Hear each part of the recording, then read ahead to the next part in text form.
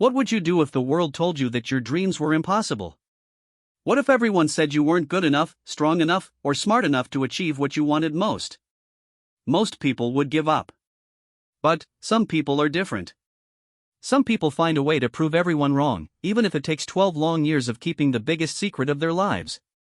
This is the true story of Sarah Mitchell, a woman who became one of the most skilled fighter pilots in American history. But here's the twist that will shock you. For 12 years, she worked as a quiet office manager in a small town, and nobody knew that she could fly an F-22 Raptor better than most men who bragged about being Top Gun graduates. Every morning, Sarah would put on her simple business clothes and drive to work like millions of other people. She would answer phones, file paperwork, and smile politely at customers. But deep inside her heart, she carried memories of flying at supersonic speeds, pulling G-forces that would make most people pass out, and being part of the most elite group of pilots in the world. Why did she keep it secret? Why would someone hide such an incredible achievement? And what happened when the truth finally came out? The answers will surprise you and show you that sometimes the most ordinary-looking people have the most extraordinary stories. Get ready for a journey that will take you from small-town offices to the cockpit of America's most advanced fighter jet.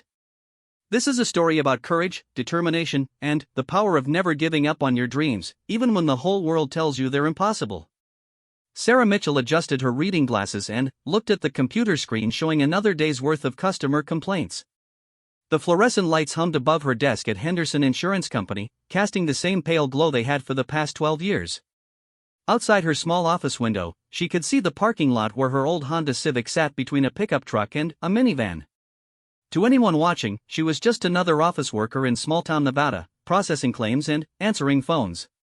But if they had looked more carefully, they might have noticed something unusual. When planes flew overhead, Sarah's eyes would automatically track them across the sky. She could tell the difference between a Boeing 737 and an Airbus A320 just by the sound of their engines. And sometimes, when she thought no one was looking, she would unconsciously move her hands as if she were gripping a flight stick. The truth was that Sarah Mitchell had a secret so big it could have changed everything about how people saw her. 12 years ago, she had been Lieutenant Sarah Chen, one of the top fighter pilots in the United States Air Force. She had graduated from the Top Gun program at the Naval Strike and Air Warfare Center. She had flown F-16 Fighting Falcons and had been selected for advanced training on the F-22 Raptor, the most sophisticated fighter jet ever built. Nobody in Henderson knew this. Not her boss, not her co-workers, not even her neighbors who had lived next to her for 8 years. As far as everyone was concerned, Sarah had always been a quiet, reliable office manager who had moved to town from California and never talked much about her past. The deception had started innocently enough. When Sarah first arrived in Henderson, she had been emotionally exhausted and dealing with trauma that she couldn't explain to civilians. The military had a way of marking people, and she had wanted to disappear into a normal life where nobody expected her to be exceptional. She had told people she used to work in government administration in California, which was technically true but left out the part about flying million-dollar aircraft at twice the speed of sound. On this particular Tuesday morning, Sarah was reviewing an insurance claim when her desk phone rang. The caller was Mrs. Peterson, an elderly woman whose car had been damaged in a parking lot accident. Mrs. Peterson was frustrated because the other driver's insurance company was trying to avoid paying for the repairs. They keep saying it wasn't their client's fault, Mrs. Peterson complained. But I saw the whole thing happen. That young man was texting on his phone when he backed into my car. Sarah listened patiently and took notes.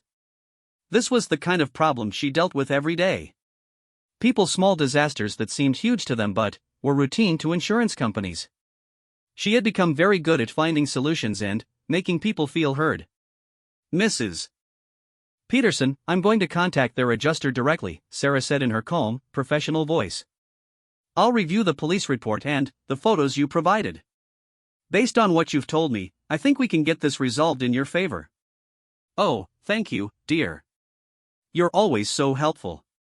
I don't know what I'd do without you. After hanging up, Sarah made the necessary calls and sent the required emails.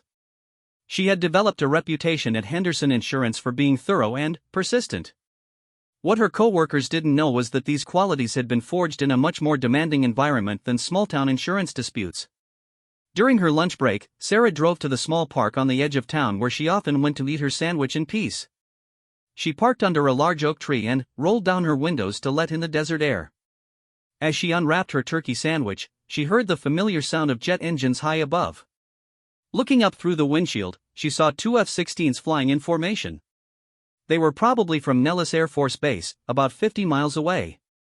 The sight of them made her heart race in a way that insurance paperwork never could. She knew exactly what those pilots were feeling right now: the slight pressure of the G-forces, the vibration of the powerful engine, the incredible view of the world spread out below them. For just a moment, Sarah allowed herself to remember. She remembered the first time she had climbed into the cockpit of an F-16. The instructor had been skeptical about training a female pilot, especially one who was only 5 feet 4 inches tall. But Sarah had quickly proven that size and gender had nothing to do with flying ability. She remembered the feeling of taking off for the first time in a fighter jet. The acceleration had pressed her back into her seat as the aircraft climbed at an impossible angle. Within seconds, the ground had fallen away, and she was soaring through the sky faster than most people would ever travel in their entire lives. But the memory that always came back strongest was from her Top Gun training. She had been one of only 3 women in her class, and the pressure to prove herself had been intense. Some of the male pilots had made it clear they thought women didn't belong in fighter jets. They had called her Minnie Mouse because of her small stature and had waited for her to wash out of the program. Instead, Sarah had graduated second in her class. She had outflown men who were bigger, stronger, and more confident than she was. She had learned that success in the cockpit had nothing to do with physical size and everything to do with mental toughness, quick thinking, and the ability to stay calm under extreme pressure. The F-16s disappeared over the horizon, and Sarah finished her sandwich in silence. She checked her watch and saw that she had 10 minutes before she needed to return to the office. She used the time to walk around the park's small lake, watching ducks paddle across the water. Sometimes she wondered what would have happened if she had stayed in the military. She could have been a squadron commander by now, or maybe a test pilot. She could have been flying the newest, most advanced aircraft in the world. Instead, she was processing insurance claims in a town where the most exciting event was the annual county fair. But Sarah had made her choice for good reasons. The military had given her incredible experiences and skills, but it had also taken a toll on her mental health. The pressure to constantly prove herself as a woman in a male-dominated field had been exhausting. The long deployments and dangerous missions had left her feeling isolated and disconnected from normal life. When she had finally decided to leave the Air Force, Sarah had wanted to find somewhere she could be anonymous. She had wanted a job where nobody expected her to be a hero or a pioneer. Henderson had seemed perfect, a small, quiet town where she could blend in and live a simple life. The transition hadn't been easy. Going from flying supersonic aircraft to filing insurance paperwork felt like moving to a different planet. But, gradually, Sarah had found peace in the routine of ordinary life. She had learned to appreciate small pleasures: a good cup of coffee, a sunset over the desert, the satisfaction of helping someone solve a problem. When Sarah returned to the office, she found her boss, Mr. Williams, waiting by her desk. He was a kind man in his 60s who had owned Henderson Insurance for 30 years. He treated his employees well and rarely interfered with their work. "Sarah, I need to ask you a favor," he said. "My nephew is visiting this weekend, and he's obsessed with airplanes. He's thinking about joining the Air Force after high school. I know you're not much for socializing, but would you mind having dinner with us? Maybe you could give him some advice about military service." Sarah felt her stomach tighten. This was exactly the kind of situation she had been avoiding for 12 years. She had built her quiet life carefully, making sure to never get too close to anyone or share too much about her background. "I'm not sure I'd be much help," she said carefully. "I only worked in administration. I don't know much about what it's like to be a pilot or anything like that." "Oh, I think you'd be surprised how much wisdom you could share," Mr. Williams said with a smile. "You have a way of seeing things clearly and giving good advice. Besides, Tommy is a shy kid, and I think he'd be more comfortable talking to you than to some old military recruiters." Sarah wanted to say no, but Mr. Williams had been nothing but kind to her for 12 years. He had given her a job when she desperately needed one and had never pressured her about her past. She owed him this small favor. "Okay," she said. "I'd be happy to meet him." "Wonderful. How about Saturday evening at my house? My wife is making her famous pot roast." After Mr. Williams left, Sarah tried to focus on her work, but she couldn't stop thinking about Saturday's dinner. She would have to be very careful about what she said to this airplane-obsessed teenager. One slip, one moment where she revealed too much knowledge about military aviation, and her carefully constructed life could come crashing down. That evening, Sarah drove home to her small house on Maple Street. It was a modest two-bedroom home with a tiny front yard and a garage where she kept her old Honda. The neighbors were friendly but not intrusive, which was exactly how Sarah liked it. She had decorated the house simply and avoided anything that might reveal her military background. There were no aviation magazines, no model airplanes, no photographs of fighter jets. Instead, she had filled the space with plants, books about gardening and cooking, and landscape photographs she had bought at local art fairs. But, in her bedroom closet, hidden behind her business clothes and casual outfits, there was a small box that contained her real past. Inside were her pilot's wings, her Top Gun certificate, photographs of her standing next to F-16s and F-22s, and a letter of commendation from her commanding officer calling her one of the finest aviators I have ever had the privilege to serve with. Sarah never opened that box anymore, but knowing it was there reminded her that her old life had been real. Sometimes, especially on difficult days, she needed that reminder. She spent the evening reading a mystery novel and watching a cooking show on television. It was a quiet, peaceful routine that had served her well for 12 years. But, as she lay in bed that night, Sarah couldn't shake the feeling that something was about to change. The dinner with Mr. Williams's nephew felt like the beginning of something, though she couldn't say what. Outside her bedroom window, she could hear the distant sound of aircraft from Nellis Air Force Base conducting night training exercises. The sound used to make her feel nostalgic and sad. But tonight, for reasons she couldn't explain, it made her feel something she hadn't felt in a long time: excitement. Sarah fell asleep wondering what would happen if she ever told the truth about who she really was. Would people treat her differently? Would they expect things from her that she couldn't deliver? Or would they simply not believe her? She was about to find out that sometimes the truth has a way of revealing itself, whether we're ready or not. Saturday evening arrived faster than Sarah had hoped. She stood in front of her bathroom mirror, adjusting her simple blouse and checking her appearance. She had chosen her most conservative outfit, navy blue slacks and a white button-down shirt. Nothing that would draw attention or suggest anything unusual about her background. The Williams family lived in a larger house on the other side of Henderson, in a neighborhood where successful business owners and retired couples had settled. Sarah had only been there once before, for the company Christmas party 3 years ago. She remembered it as a warm, welcoming home filled with family photographs and comfortable furniture. When Sarah rang the doorbell, Mrs. Williams answered with a bright smile. She was a cheerful woman in her early 60s who volunteered at the local library and organized the annual church bake sale. "Sarah. So wonderful to see you outside the office. Come in, come in." The house smelled like pot roast and fresh bread. In the living room, Mr. Williams was sitting with a lanky teenager who looked to be about 17 years old. The boy had dark hair and serious eyes, and he was wearing a t-shirt with a picture of an F-22 Raptor on it. "Sarah, this is my nephew Tommy," Mr. Williams said, standing up. "Tommy, this is Sarah Mitchell, the woman I told you about who used to work for the government." Tommy stood and shook Sarah's hand politely. "Nice to meet you, Ms. Mitchell. Uncle Bob says you might be able to answer some questions about military service."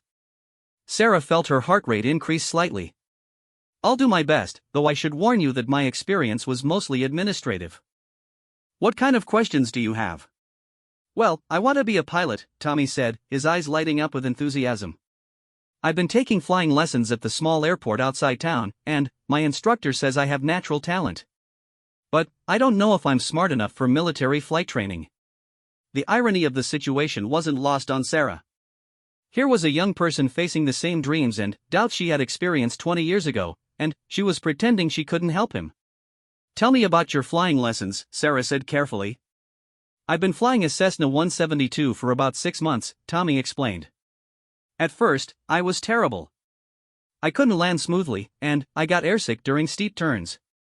But my instructor, Mr. Henderson, kept working with me. Now I can do basic maneuvers pretty well." "What does Mr. Henderson tell you about your progress?" "He says I have good spatial awareness and that I stay calm under pressure. Last week, we had an engine problem during a training flight, and I didn't panic. I followed the emergency procedures and landed safely. Mr. Henderson said most student pilots would have freaked out. Despite herself, Sarah was impressed. Engine problems were serious, especially for inexperienced pilots. The fact that Tommy had remained calm and followed proper procedures suggested he might indeed have the temperament for military aviation. That sounds promising, Sarah said. What concerns you about military training? The academic requirements, Tommy admitted. I'm not a great student. My grades are okay, but not spectacular. And, from what I've read, military pilot training is incredibly competitive. Only the best students get selected. Mrs. Williams called them to dinner before Sarah could respond. The dining room table was set with the family's best china, and the pot roast smelled delicious. As they ate, the conversation stayed safely on general topics: Tommy's plans for college, the weather, local news. But Sarah found herself watching Tommy carefully. She noticed that when aircraft flew overhead during dinner, he would pause in his conversation and listen until the sound faded. She saw how his eyes lit up when he talked about flying. These were signs she recognized from her own youth. After dinner, Mr. and Mrs. Williams excused themselves to clean up, leaving Sarah and Tommy alone in the living room. Tommy immediately pulled out his phone and showed Sarah pictures from his flying lessons. "This is the plane I've been training in," he said, showing her a photo of himself standing next to a white Cessna. "It's not much compared to military jets, but I love being up there. Everything else just disappears, you know?" Sarah knew exactly what he meant, but she couldn't say so. Instead, she asked, "What is it about flying that appeals to you?" "The freedom, I guess. And the challenge. When you're flying, you have to be completely focused. There's no room for mistakes or daydreaming. It's just you and the airplane and the sky." Tommy paused, looking slightly embarrassed. "That probably sounds silly." "It doesn't sound silly at all," Sarah said softly. "It sounds like you understand what flying is really about." Tommy's face brightened. "Really? You think so?" Sarah realized she was walking into dangerous territory, but she couldn't help herself. This young man reminded her so much of herself at that age, full of dreams and afraid they might be impossible. "Tommy, can I ask you something? When you're flying, do you feel like you're really good at it? Not just competent, but naturally gifted?" Tommy considered the question seriously. "Sometimes. There are moments when everything clicks, and it feels like the airplane is part of me. Mr. Henderson says I have what he calls stick and rudder sense. But other times, I make stupid mistakes and wonder if I'm fooling myself." "That's normal," Sarah found herself saying. "All pilots go through periods of doubt. The question is whether you're willing to push through those doubts and keep learning." "Did you ever want to be a pilot?" Tommy asked suddenly. The question caught Sarah off guard. "Why do you ask?" "I don't know. You seem to understand what I'm talking about in a way most adults don't. And you ask good questions, like you know something about flying." Sarah felt panic rising in her chest. She had been too careless, too encouraging. Her knowledge was showing through her careful facade. "I've always been interested in aviation," she said, trying to sound casual. "I read about it sometimes." Tommy seemed to accept this explanation, but Sarah noticed he was looking at her with new curiosity. She needed to change the subject before she revealed anything else. "Tell me about your college plans," she said. "Are you thinking about studying aerospace engineering?" For the next hour, they talked about Tommy's academic future and his goals for military service. Sarah found herself giving advice based on her real experience but disguised as general knowledge or common sense. She told him about the importance of physical fitness, the need to develop leadership skills, and the value of staying focused during stressful situations. Tommy listened intently to everything she said. "You give really good advice, Ms. Mitchell. Have you thought about becoming a guidance counselor or something like that?" "I'm happy with my current job," Sarah said, though she realized as she said it that this wasn't entirely true. For the first time in years, she was remembering what it felt like to mentor someone, to share knowledge and experience in a way that could make a real difference. When the evening ended, Tommy shook her hand again and thanked her for her time. "This really helped," he said. "I feel more confident about applying to the Air Force Academy." As Sarah drove home, she felt unsettled. The evening had gone well, but she had come closer to revealing her secret than ever before. Tommy was a perceptive young man, and she could tell he suspected there was more to her background than she was admitting. Over the next few weeks, Sarah found herself thinking about Tommy often. Mr. Williams would occasionally update her on his nephew's progress with college applications and flying lessons. Apparently, Tommy had mentioned their conversation to his flight instructor, who had been impressed by the advice Tommy was repeating. "Tommy says you told him that good pilots stay calm under pressure and think 3 steps ahead," Mr. Williams told Sarah one day. His instructor was surprised by how mature Tommy's thinking has become about flying. Whatever you said to him really made an impact. Sarah felt both proud and worried. She was glad she had been able to help Tommy, but she was concerned that her advice had been too specific, too obviously coming from real experience. One afternoon in late March, Sarah was working at her desk when she heard an unusual sound outside. Looking out her window, she saw something that made her heart stop. 2 F-22 Raptors were flying low over Henderson, much lower than the usual training flights from Nellis. The F-22 was the aircraft Sarah knew better than any other. She had spent hundreds of hours in Raptor cockpits during her final years in the Air Force. The sight of them brought back a flood of memories: the incredible power of the twin engines, the responsiveness of the flight controls, the feeling of being at the controls of the most advanced fighter jet ever built. Other people in the office had noticed the aircraft too. Sarah's co-workers were standing at windows, pointing and talking excitedly about the unusual sight of such advanced military aircraft flying so close to their small town. "Wow, those are F-22s, said Janet, the receptionist. "I saw a documentary about them. They're supposed to be the best fighter jets in the world. They look so futuristic," added Mark from accounting. "I wonder what they're doing here." Sarah wanted to tell them that the pilots were probably conducting low-altitude training exercises, practicing techniques for flying in mountainous terrain. She wanted to explain how the Raptor's advanced flight controls allowed it to maintain stability even at very low altitudes and high speeds. She wanted to share the incredible experience of flying such an amazing machine. Instead, she just nodded and said, "They are impressive." But, as she watched the F-22s disappear over the horizon, Sarah realized something important had changed inside her. For 12 years, she had been content to keep her past buried, to live quietly and anonymously. But her conversation with Tommy had awakened something in her. She was remembering why she had become a pilot in the first place, and she was starting to question whether hiding her abilities was really the right choice. That weekend, Sarah did something she hadn't done in years. She drove to the small Henderson Municipal Airport where Tommy was taking his flying lessons. She told herself she was just curious to see the place, but deep down she knew she was hoping to see Tommy and maybe his instructor. The airport was tiny compared to the military bases where Sarah had spent her career.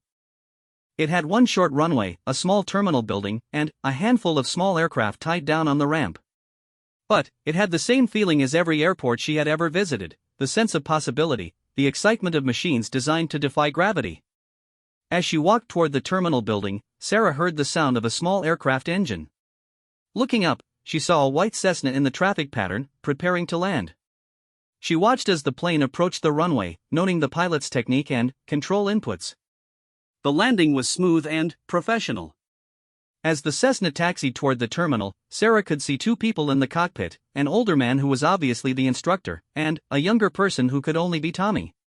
Sarah quickly walked back toward her car, not wanting to be seen.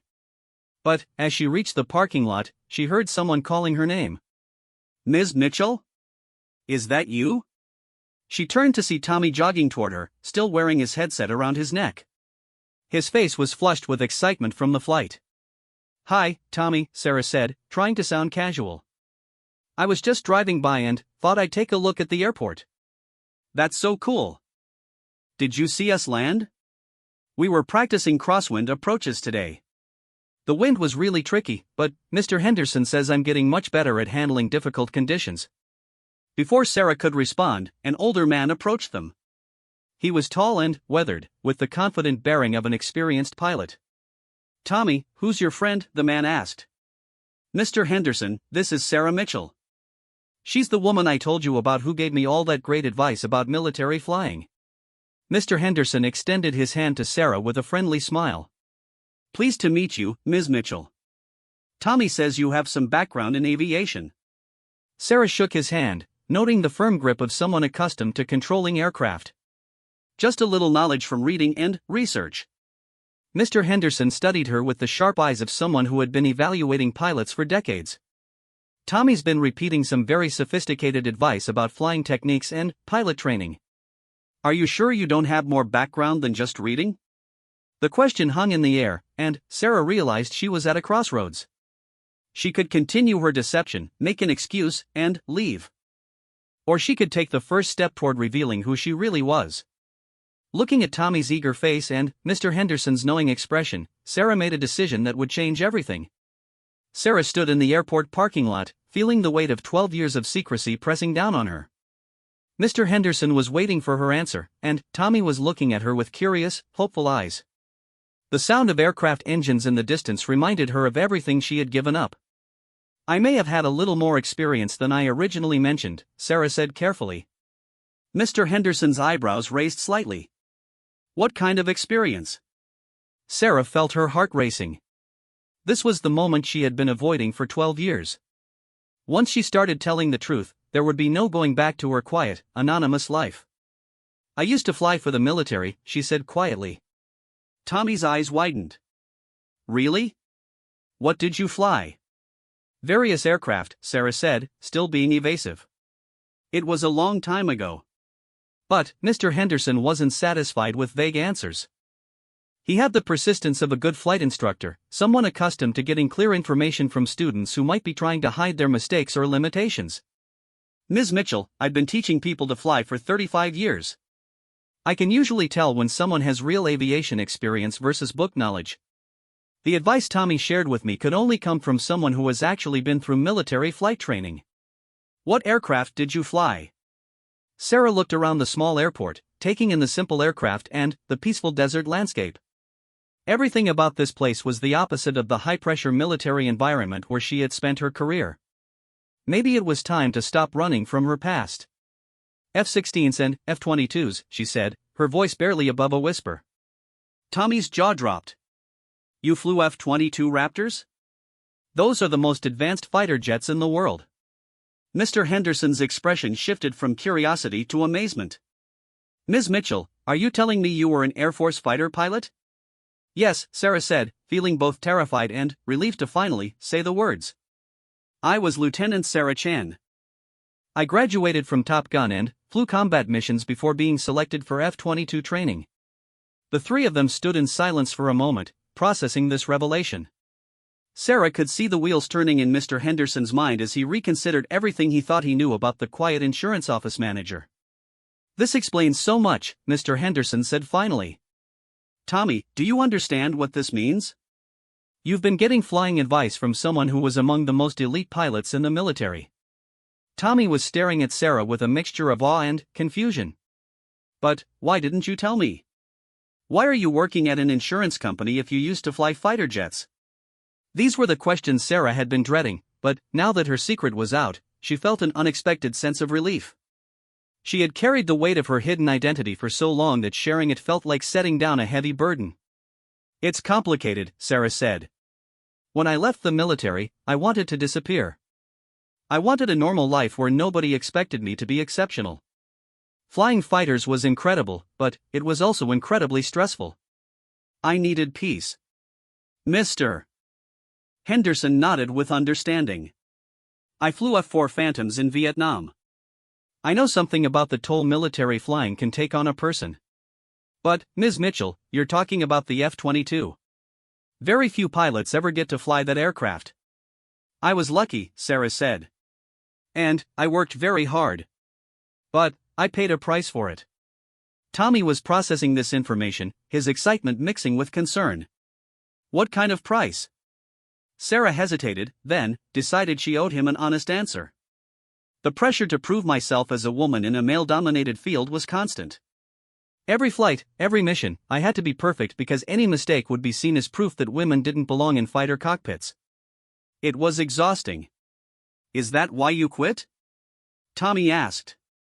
That was part of it. I also lost some friends in aircraft accidents. Military flying is dangerous, and you learn to live with the constant possibility that today might be your last flight. After a while, that takes a toll on your mental health. Mr. Henderson was listening intently. How long did you fly fighters? 8 years total. 3 years in F-16s, then 5 years in the F-22 program. I was one of the first women to be fully qualified on the Raptor. Incredible, Mr. Henderson said. Tommy, you have no idea how rare this is. There are probably fewer than 50 people in the world who have Ms. Mitchell's level of experience with the F-22. Tommy was looking at Sarah with new eyes, trying to reconcile the quiet office worker he had met with the elite fighter pilot she was describing. Can I ask you something? Tommy said. What was it like? Flying an F-22? For the first time in years, Sarah allowed herself to really remember. It was like nothing else in the world, she said, her voice taking on a different quality as she recalled the experience. The F-22 is so advanced that it's almost like flying a spacecraft. The power, the maneuverability, the technology, it was like being part of a machine that could do impossible things. What was the most amazing flight you ever had? Tommy asked. Sarah smiled, remembering a particular mission that had stayed with her for years. There was one training exercise where we were simulating air-to-air combat against a squadron of F-15s. The F-15 is an excellent fighter, flown by very skilled pilots. But the F-22's stealth technology and advanced sensors gave us an incredible advantage. She paused, making sure she wasn't sharing any classified information. I was able to track and shoot down 4 F-15s without them ever seeing me on their radar. It felt like I was flying an invisible jet with superpowers. That sounds incredible, Tommy said. Were you scared? Sometimes, Sarah admitted.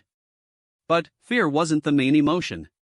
It was more like intense concentration mixed with pure exhilaration. When you're flying a fighter jet, especially in combat or demanding training situations, your mind has to work faster and more clearly than you ever thought possible. Mr. Henderson was nodding. That's exactly right. Combat flying demands a level of mental performance that most people never experience. Ms. Mitchell, would you mind if I asked you a professional question? Go ahead. Tommy's been struggling with confidence issues. He has the skills to be a good pilot, but he doubts himself. What advice would you give to a young person who wants to fly fighters but worries they're not good enough?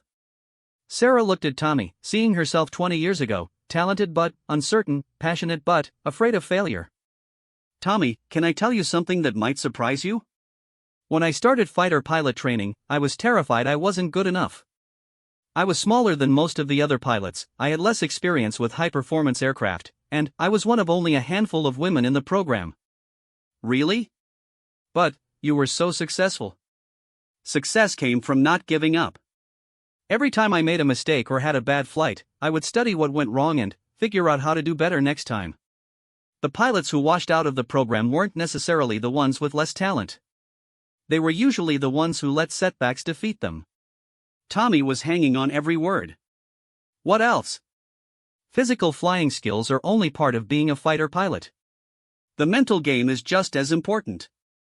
You have to learn to stay calm under extreme pressure, make quick decisions with incomplete information, and trust your training even when everything is happening very fast.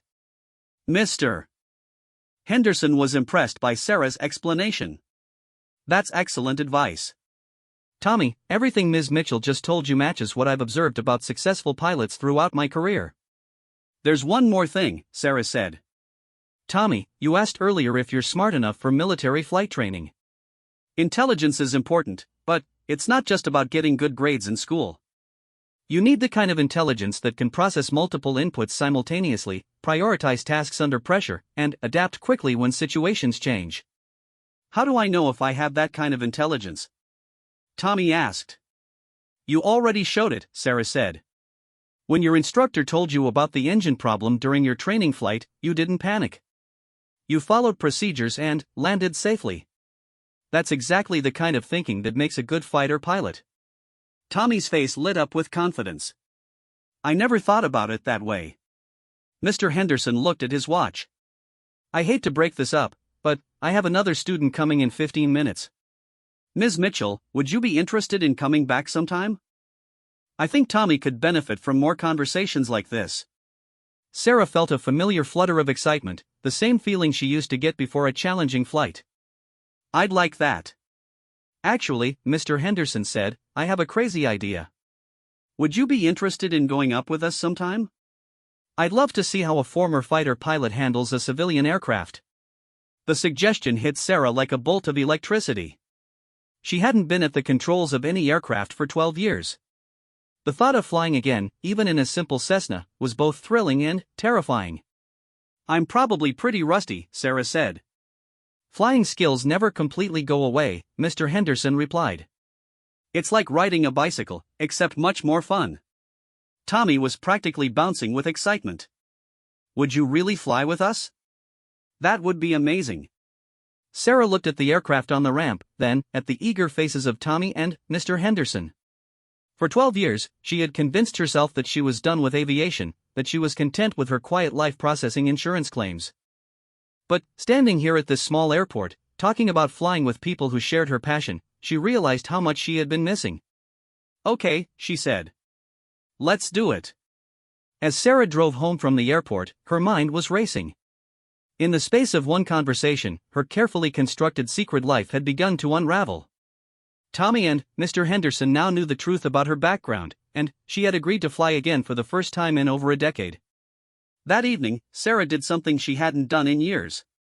She opened the box in her bedroom closet and looked at the photographs and certificates from her military career.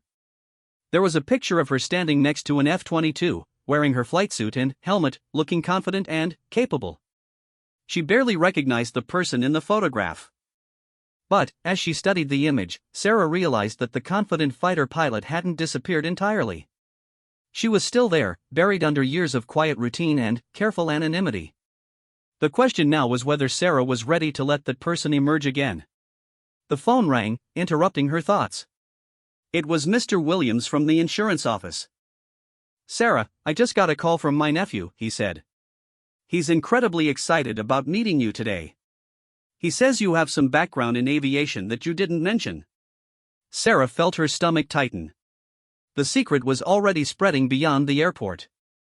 I used to fly for the military, Sarah said, using the same careful words she had used with Mr. Henderson. That's wonderful. Tommy says you're going to go flying with his instructor.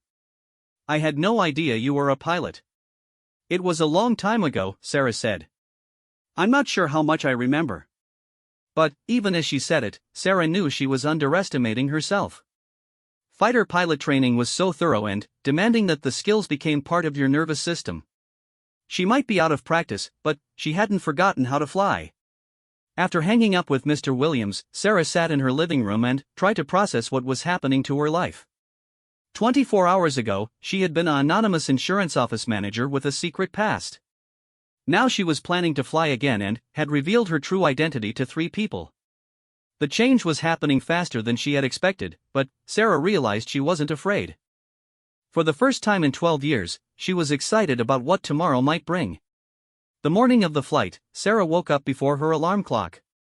She had barely slept, her mind racing with anticipation and nervousness about getting back in an aircraft after 12 years on the ground. She had dreamed about flying, something that hadn't happened in a long time. In the dream, she was back in an F-22, soaring through clouds at impossible speeds, feeling the familiar rush of pure freedom. Sarah dressed carefully, choosing jeans and a polo shirt that would be appropriate for flying a small aircraft. As she looked at herself in the bathroom mirror, she noticed something different. There was an energy in her eyes that hadn't been there for years, an alertness that reminded her of her military days. She arrived at Henderson Municipal Airport 30 minutes early and sat in her car for a few minutes, watching the activity on the small airfield. A few pilots were doing pre-flight inspections of their aircraft, checking oil levels and looking over control surfaces. The routine was familiar and comforting. When Tommy arrived with Mr. Henderson, Sarah could see the excitement in the teenager's face. He practically ran over to her car. Ms. Mitchell.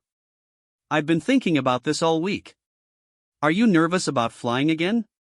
A little, Sarah admitted. It's been a long time. Mr. Henderson joined them, carrying a flight bag and wearing the confident expression of someone about to do what they love most. Good morning, Sarah. I brought along some current sectional charts and the aircraft manual, just in case you want to refresh yourself on civilian procedures.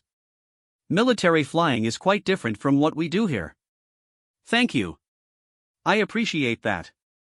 They walked toward a white Cessna 172 that Mr. Henderson used for instruction. The aircraft was well maintained but obviously older, probably built in the 1980s. Sarah found herself automatically conducting a visual inspection as they approached, checking the tires, looking for any obvious problems with the control surfaces, and noting the general condition of the aircraft.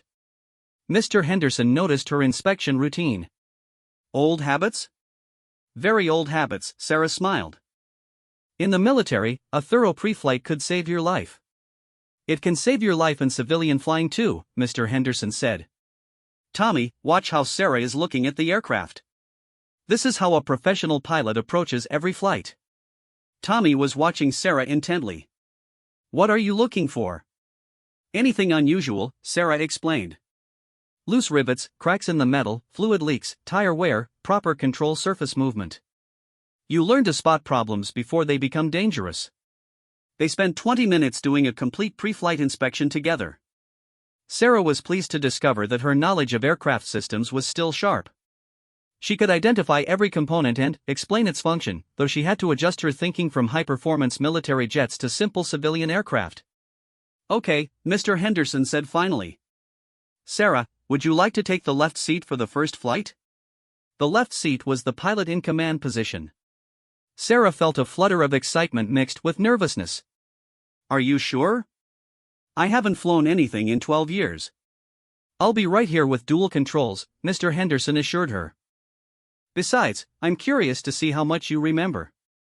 Tommy climbed into the back seat, barely able to contain his enthusiasm. This is so cool.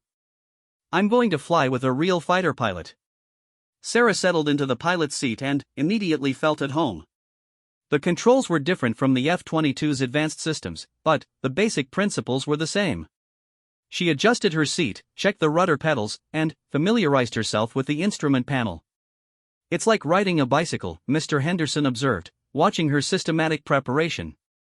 Sarah began the engine start procedure, working through the checklist methodically.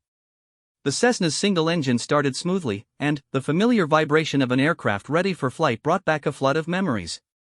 How does it feel? Tommy asked from the back seat. Like coming home, Sarah said, surprising herself with the honesty of the answer. They taxied to the runway, with Sarah handling the controls carefully but confidently. She could feel her muscle memory returning, the subtle coordination required to steer an aircraft on the ground coming back naturally. Henderson traffic, Cessna 72 Alpha departing runway 27, remaining in the pattern, Sarah announced on the radio, her voice falling into the professional tone she had used thousands of times before. Perfect radio work, Mr. Henderson commented. Tommy, notice how clear and concise the transmission was. That's how professional pilots communicate. Sarah lined up on the runway and advanced the throttle. The Cessna began its takeoff roll, accelerating much more slowly than the jet she was used to, but the sensation of speed building was still thrilling. She pulled back gently on the yoke, and the aircraft lifted off the ground. The moment the wheels left the runway, Sarah felt a transformation occur inside her. 12 years of careful anonymity fell away as she rediscovered who she really was. She was a pilot, and this was where she belonged. Wow, Tommy said from the back seat. That was the smoothest takeoff I've ever experienced. Sarah was concentrating on the flight, but she could feel herself smiling. The aircraft responded beautifully to her inputs, climbing steadily toward the practice area where Mr. Henderson usually conducted training flights. Sarah, how does this compare to flying fighters? Mr. Henderson asked. It's like comparing a sports car to a Formula One race car, Sarah replied. Different speeds and capabilities, but the fundamental joy of flying is the same. Once they reached the practice area, Mr. Henderson suggested some basic maneuvers to help Sarah get reacquainted with flying. She performed gentle turns, climbs, and descents with the precision of someone who had never stopped flying. Tommy, watch her scan pattern, Mr. Henderson instructed. See how she's constantly looking around, checking instruments, monitoring altitude and airspeed? That's how situational awareness works. Sarah was indeed scanning continuously, but it was so automatic she barely thought about it. Her eyes moved from the instruments to the horizon to the surrounding airspace in a pattern that had become instinctive during her military training. Can you show us a steep turn? Tommy asked. I've been practicing them, but I always lose altitude. Sarah looked at Mr. Henderson for permission. Is that okay? Go ahead. Let's see what a professional steep turn looks like. Sarah banked the aircraft into a 45-degree turn, maintaining altitude and airspeed with small, precise control inputs. The maneuver was smooth and controlled, exactly what would be expected from someone with her level of training. Incredible, Tommy said. How do you make it look so easy? Practice and muscle memory, Sarah explained.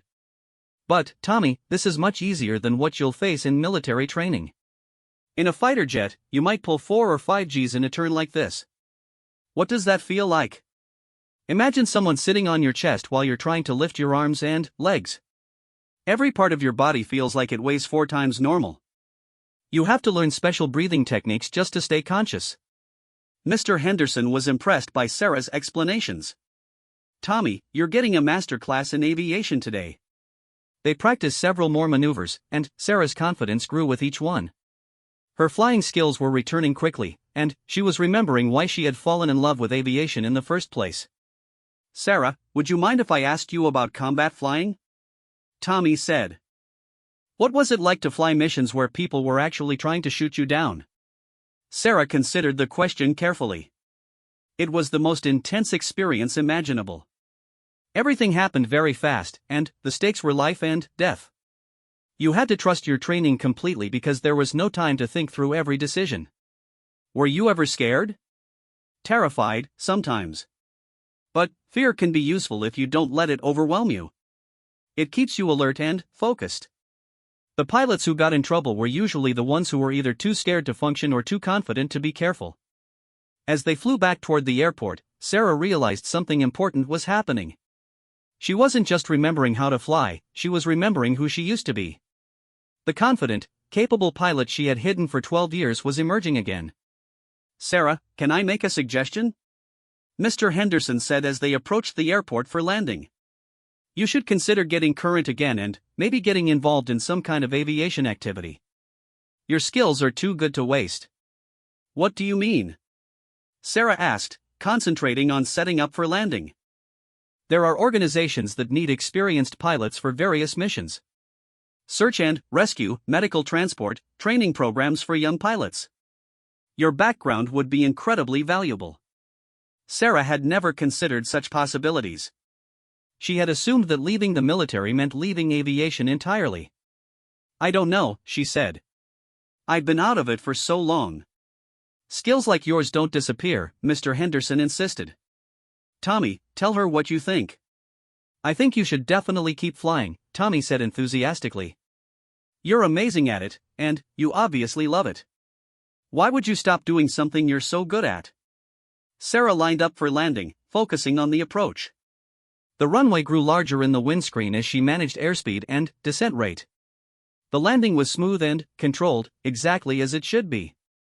As they taxied back to the parking area, Sarah reflected on what had just happened. For the first time in 12 years, she had been completely herself. She hadn't been pretending to be someone else or hiding her abilities.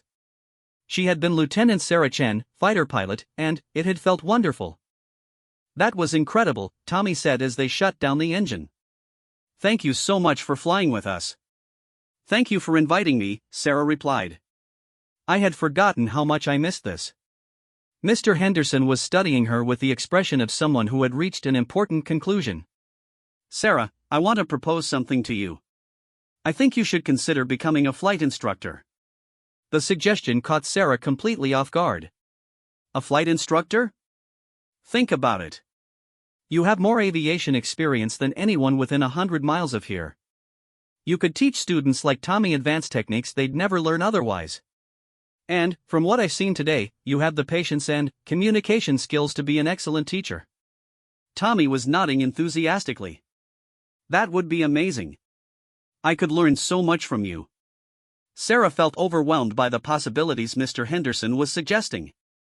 I'd have to get certified, catch up on current regulations, learn to teach civilian flying techniques. All doable, Mr. Henderson said. The hard part is having the flying skills and knowledge, which you obviously have in abundance. As Sarah drove home from the airport, her mind was spinning with new possibilities. The flight had been more than just a return to aviation, it had been a rediscovery of her true self. For 12 years, she had convinced herself that she was content with her quiet, anonymous life. But now she realized that she had been slowly suffocating. That evening, Sarah called in sick to work for the first time in 3 years. She wasn't physically ill, but she needed time to think about what was happening to her life. She spent the day researching flight instructor requirements and civilian aviation careers. She discovered that there were indeed many opportunities for experienced pilots to contribute to aviation without the pressures and dangers of military service. The more she researched, the more excited she became. She could teach flying, conduct aircraft ferrying flights, work with search and rescue organizations, or even provide specialized training for military contract pilots. Her F-22 experience, which she had considered irrelevant to civilian life, was actually incredibly valuable. But there was one obstacle she hadn't anticipated. Word about her flight with Mr. Henderson and Tommy was beginning to spread through Henderson's small aviation community. The local pilots were starting to ask questions about the insurance office manager who had turned out to be a former fighter pilot. Sarah's secret was no longer contained to just 3 people. And she was about to discover that in small towns, news travels fast, especially when that news is as extraordinary as a former Top Gun pilot hiding in plain sight. By Thursday morning, Sarah knew her quiet life in Henderson was over. When she arrived at the insurance office, she could see her co-workers whispering and glancing in her direction. Mr. Williams was waiting by her desk with an expression she had never seen before, a mixture of amazement and hurt feelings. "Sarah, we need to talk," he said quietly. "My office, please." Sarah followed him into the small office he used for private meetings with clients. "Mr. Williams closed the door and sat down across from her, his usually cheerful face serious and confused. "Tommy called me Tuesday night," he began. He was so excited he could barely speak clearly. "He told me that you're not just a former government worker. He says you're a Top Gun graduate who flew F-22 Raptors." Sarah had been dreading this conversation, but now that it was happening, she felt oddly calm. "Yes, that's true. Sarah, you've worked for me for 12 years. 12 years. And you never told me you were a fighter pilot? Do you have any idea how incredible that is?" "I didn't want people to know," Sarah said simply. "I wanted a normal life." Mr. Williams leaned back in his chair, processing this information. "I don't understand. You're one of the most accomplished people I've ever met, and you've been hiding it. Why?" Sarah had asked herself the same question many times over the past few days. "When I left the military, I was exhausted. The pressure to constantly prove myself, the danger, the stress. I just wanted to disappear somewhere peaceful and be nobody special." "But, Sarah, you are special. What you accomplished is extraordinary. You're talking about the most elite group of pilots in the world." "I know. But being special was exhausting. Everyone always expected more from me, better performance, perfect results. I wanted a job where I could just be competent and helpful without having to be exceptional." Mr. Williams was quiet for a moment, absorbing her explanation. "I can understand wanting peace," he said finally. "But, Sarah, you've been wasting your talents. Do you realize that?" "Maybe. But I've also been happy here. You've been a wonderful boss, and I've enjoyed helping people with their insurance problems. What's happening now, though? Tommy says you went flying with his instructor and that you're thinking about becoming a flight instructor yourself." Sarah took a deep breath. "I think I'm ready to stop hiding. The flight last weekend reminded me of who I really am. I love aviation, and I'm good at it. Maybe it's time to embrace that again." Mr. Williams smiled for the first time since their conversation began. "Sarah, I'm not angry that you kept the secret. I'm just amazed. And I want you to know that whatever you decide to do next, you have my full support." "Thank you. That means a lot. There is one thing, though. Word is getting around town about this. Henderson is a small place, and news like this doesn't stay quiet for long. Are you prepared for that?" Sarah had been trying not to think about this aspect of the situation. "Not really. I've spent 12 years being invisible. I'm not sure I remember how to handle attention." "Well, you're about to find out. Betty from the post office called me this morning asking if it was true that one of my employees used to be a fighter pilot. And Jim from the hardware store wants to know if you'd be interested in speaking to his son's Boy Scout troop about military service." Sarah felt her heart rate increase. This was exactly what she had been afraid of, people wanting things from her, expecting her to be a role model or inspiration. I don't think I'm ready for that. You might not have a choice, Mr. Williams said gently. But, Sarah, maybe that's not such a bad thing. This community could use someone like you as an example for young people who think their dreams are impossible. The rest of the week was a whirlwind of phone calls, unexpected visitors, and requests for interviews. The local newspaper wanted to do a story about Sarah's background. The high school career counselor wanted her to speak to students about military careers. 3 different civic organizations invited her to speak at their meetings. Sarah was overwhelmed by the attention, but she was also starting to see something she hadn't expected: the positive impact her story was having on people. Tommy was walking taller and more confident, inspired by having a real fighter pilot as a mentor. Other young people in town were starting to believe that maybe they could achieve extraordinary things too. On Friday evening, Sarah received a phone call that changed everything. The caller identified himself as Colonel Michael Rodriguez from Nellis Air Force Base. Miss Chen, I hope you don't mind the call. Word has reached us about your background and your current situation. I was wondering if we could meet and discuss something that might interest you. Sarah was surprised and nervous. What kind of something? We have a program that uses experienced pilots to help train the next generation of fighter pilots. Your F-22 background would be incredibly valuable. Would you be willing to have lunch with me this weekend to discuss the possibilities? Sarah's mind was racing. I haven't flown military aircraft in 12 years, Colonel. I'm probably not current on anything. That can be fixed, Colonel Rodriguez said. What can't be fixed is a lack of experience and knowledge, which you obviously have in abundance. Sarah agreed to meet with Colonel Rodriguez, though she wasn't sure she was ready to return to the military world, even as a contractor. The conversation left her feeling excited and terrified at the same time. Saturday morning brought another surprise. Mr. Henderson called to tell her that someone from the Nevada Department of Transportation had contacted him about Sarah's background. They were looking for experienced pilots to help with the new search and rescue program and wanted to know if she might be interested. Sarah, I think the universe is trying to tell you something, Mr. Henderson said. Opportunities are appearing faster than you can consider them. That afternoon, Sarah met Colonel Rodriguez at a restaurant near Nellis Air Force Base. He was a tall, confident man in his mid-40s with the bearing of someone who had spent his career in high-performance aircraft. He was also surprisingly easy to talk to. Miss Chen, let me be direct, he said over lunch.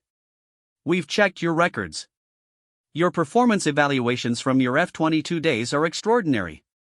Your squadron commander described you as one of the most naturally gifted pilots he ever worked with. That was a long time ago, Sarah said. Not that long in pilot years. Most of the skills that made you exceptional haven't gone anywhere. They're just dormant. Colonel Rodriguez explained the contractor program in detail. Experienced former military pilots worked with current Air Force personnel to provide advanced training and share real-world experience. The work would be part-time, allowing Sarah to maintain her civilian life while contributing to pilot development. What would this involve exactly? Sarah asked. Classroom instruction, simulator training, and eventually flying T-38s with student pilots to demonstrate advanced techniques. Your F-22 experience would be particularly valuable for pilots transitioning to fifth-generation fighters. The offer was tempting, but Sarah still had concerns. Colonel, I left the military for reasons that haven't changed. I don't want to go back to the pressure and politics. I understand completely. This program is different. You'd be sharing knowledge and experience, not competing for promotions or proving yourself. The pressure would be much lower than what you experienced as an active duty pilot. Colonel Rodriguez pulled out a folder with some paperwork. I don't need an answer today. But, if you're interested, we could start with a familiarization flight in a T-38. See how it feels to be back in a military aircraft after all these years. Sarah looked at the papers, feeling the same mixture of excitement and fear that had characterized her entire week. Can I think about it? Of course. Take all the time you need. But, Miss Chen, I want you to know something. There are very few people in the world with your combination of skills and experience. It would be a shame to waste that. On Sunday, Sarah attended church for the first time in months. She had been avoiding it lately because she knew people would want to talk about her newly revealed background. But she needed some quiet time to think and pray about the decisions she was facing. As expected, several people approached her after the service. But, instead of feeling overwhelmed, Sarah found herself genuinely enjoying the conversations. Mrs. Patterson, whose grandson was interested in becoming a pilot, asked for advice about college programs. Mr. Thompson, a retired Army veteran, shared his own stories about military service and thanked her for her sacrifice. Most surprisingly, Sarah found herself feeling proud of her accomplishments in a way she hadn't for years. She had spent so much time focusing on the negative aspects of her military career that she had forgotten the positive impact she could have on others. That afternoon, Sarah made 3 important decisions. First, she was going to accept Mr. Henderson's suggestion and begin the process of becoming a flight instructor. Second, she would meet with Colonel Rodriguez again and seriously consider the contractor position. Third, she was going to stop hiding from her past and start embracing it. On Monday morning, Sarah walked into the Henderson insurance office with a different energy than she had shown in 12 years. When Mr. Williams asked how her weekend had gone, she told him about her meeting with Colonel Rodriguez and her decision to pursue flight instruction certification. "I think I'd like to transition to part-time work here, if that's possible," Sarah said. "I want to start teaching flying and maybe do some contract work with the Air Force." Mr. Williams smiled broadly. "Sarah, I think that's wonderful. Of course we can work out a part-time arrangement. This place will always have a job for you, but you shouldn't waste your talents anymore." Over the next few weeks, Sarah's life transformed completely. She began studying for her flight instructor certification and started flying regularly with Mr. Henderson to refresh her skills. She agreed to speak to Tommy's high school about military careers, and the presentation was so well received that she was invited to speak at 3 other schools. Most significantly, she accepted Colonel Rodriguez's invitation for a familiarization flight in AT-38. When she climbed into the cockpit of a military aircraft for the first time in 12 years, Sarah felt like she was coming home. The flight was everything she had hoped: challenging, exhilarating, and a reminder of capabilities she had never really lost. 6 months later, Sarah was leading a completely different life. She was working part-time at the insurance office and part-time as a flight instructor at Henderson Municipal Airport. She had also begun working with the Air Force contractor program, teaching young pilots the advanced techniques that had made her successful in the F-22. Tommy had been accepted to the Air Force Academy, and Sarah had helped him prepare for the challenges he would face. Other young people from Henderson were starting to consider military aviation careers, inspired by Sarah's example and encouragement. The transformation hadn't been easy. Sarah had to learn to be comfortable with attention and recognition after years of anonymity. She had to overcome anxiety about returning to the aviation world and deal with memories that were sometimes painful. But she had also discovered something important: hiding her talents and accomplishments hadn't protected her from pain. It had just prevented her from using her gifts to help others and find fulfillment in her own life. One evening, as Sarah was conducting a training flight with a new student, she reflected on how much had changed. A year ago, she had been Sarah Mitchell, anonymous insurance office manager. Now she was Lieutenant Colonel Sarah Chen, retired, flight instructor, Air Force contractor, and mentor to young pilots. The aircraft she was flying was just a simple Cessna, not an F-22 Raptor. But the feeling of satisfaction was just as real. She was doing what she was meant to do: flying, teaching, and inspiring others to pursue their dreams. As they landed and taxied back to the terminal, Sarah's student thanked her for the lesson. "You make it look so easy," the young woman said. "I hope someday I can fly like you." "You can," Sarah replied. "It just takes practice, persistence, and the courage to believe in yourself." Looking back, Sarah realized that her 12 years of hiding hadn't been wasted. They had given her peace when she needed it and helped her process the intensity of her military career. But they had also taught her that running away from who you are doesn't solve anything. Eventually, you have to face the truth about yourself and decide whether to embrace it or let it waste away. Sarah had chosen to embrace it, and her life was richer than it had been in years. She was still the same person who processed insurance claims with patience and care. But now she was also the person who could fly an F-22 Raptor, teach young pilots to soar, and inspire others to believe that extraordinary dreams are possible. The secret was finally out, and Sarah had never been happier about anything in her life.